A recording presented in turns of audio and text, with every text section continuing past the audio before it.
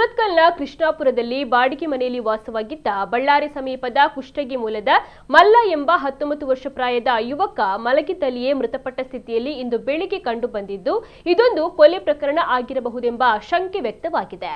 ಈತ ಕೃಷ್ಣಾಪುರ ಹಾಗೂ ಸುರತ್ಕಲ್ ಪರಿಸರದಲ್ಲಿ ಗುತ್ತಿಗೆದಾರರೊಂದಿಗೆ ಕೂಲಿ ಕಾರ್ಮಿಕನಾಗಿ ಸುಮಾರು ವರ್ಷಗಳಿಂದ ದುಡಿಯುತ್ತಿದ್ದ ಎನ್ನಲಾಗಿದೆ.